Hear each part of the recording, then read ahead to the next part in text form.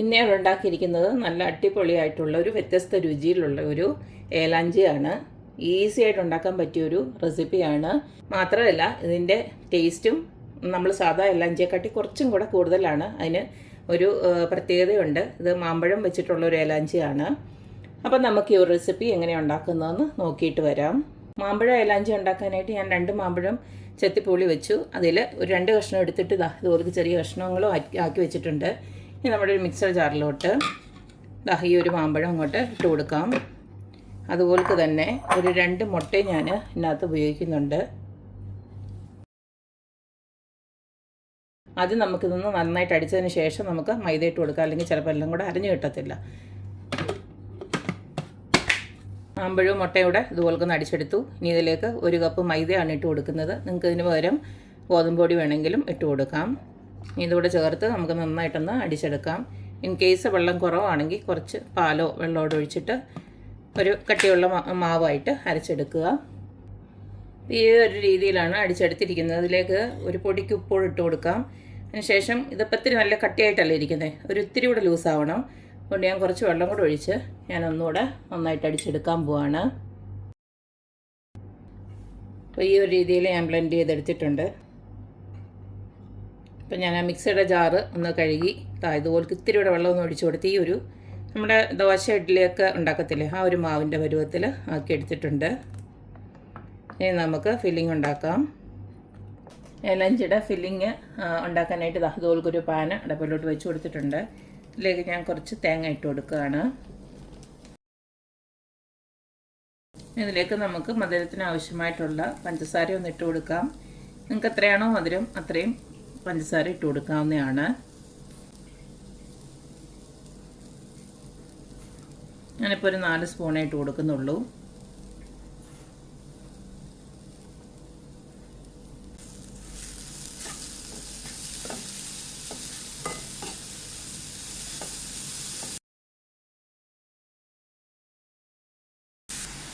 പഞ്ചസാര ഒന്ന് മെൽറ്റായി നമ്മുടെ തേങ്ങയിലോട്ടൊന്ന് പിടിച്ചതിന് ശേഷം നമ്മുടെ മാമ്പഴം അരിഞ്ഞു വെച്ചതില്ലേ അതുകൂടെ അങ്ങോട്ട് ഇട്ട് കൊടുക്കാം.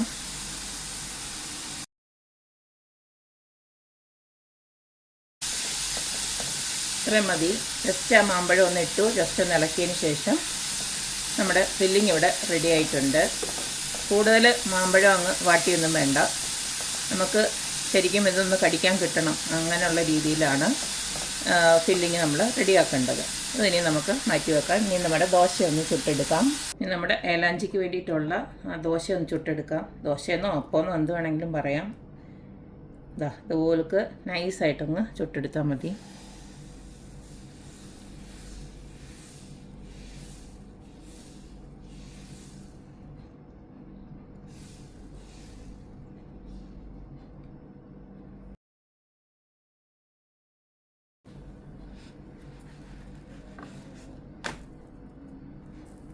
ഇപ്പോൾ 2 വശം നന്നായിട്ട് ആയിട്ടുണ്ട്. ഇനി നമുക്ക് ഈ ഫില്ലിങ് അങ്ങോട്ട് വെച്ച് കൊടുക്കാം.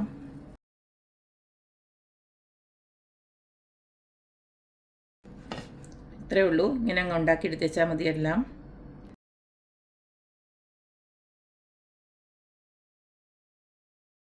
നമുക്ക് ഫില്ലിങ് ഇപ്പം ഇതിനകത്ത് വെച്ച് തന്നെ ചെയ്യാൻ പ്രയാസമാണെങ്കിൽ നമ്മൾ ഇതുപോലുള്ള അപ്പം അല്ല ദോശ ചുട്ടെടുത്തതിന് ശേഷം പിന്നീട് ഫില്ലിങ് വെച്ച് കൊടുത്താലും മതി. അങ്ങനെയാണെങ്കിലും എളുപ്പമാണ്. ഇത് വേഗം ചുട്ടെടുത്ത് വെച്ചാൽ മതി.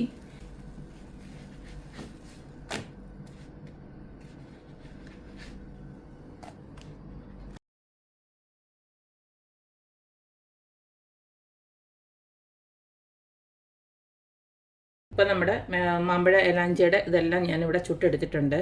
ഇനി നമുക്ക് ഇതിനകത്ത് ഓരോന്നിനകത്തുമായിട്ട് ഇപ്പോൾ ആണെങ്കിൽ നമുക്ക് ചൂടിത്തിരി ഒന്ന് ആറിയുണ്ട്. നമുക്കിങ്ങനെ ജസ്റ്റ് നമുക്ക് നമ്മുടെ സൗകര്യത്തിനൊന്ന് വെക്കാനും പറ്റും.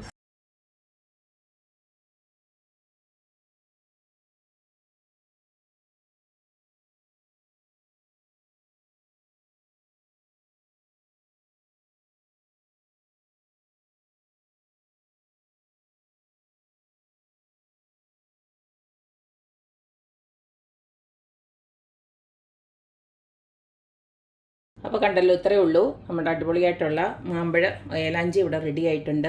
നല്ല സൂപ്പർ യമ്മിയാണ് കഴിക്കാനായിട്ട്. എന്തായാലും ഇതെല്ലാവരും ഒന്ന് ഉണ്ടാക്കി നോക്കുക. ഈവനിങ് സ്നാക്കായിട്ടോ ഈവൻ ബ്രേക്ക്ഫാസ്റ്റ് ആയിട്ടൊക്കെ നമുക്ക് കഴിക്കാവുന്നതാണ്. കുട്ടികൾക്കൊക്കെ നിങ്ങളും ഒന്ന് ട്രൈ ചെയ്ത് നോക്കുക, അഭിപ്രായങ്ങൾ അറിയിക്കുക. അപ്പോൾ എപ്പോഴും പറയുന്ന പോലെ തന്നെ എൻ്റെ റെസിപ്പീസ് ഇഷ്ടമുള്ള എല്ലാവരും please like, share and subscribe. അപ്പോൾ ഇനി ഒരു അടിപൊളി വീഡിയോ ആയിട്ട് വരുന്നവരേക്കും ബൈ.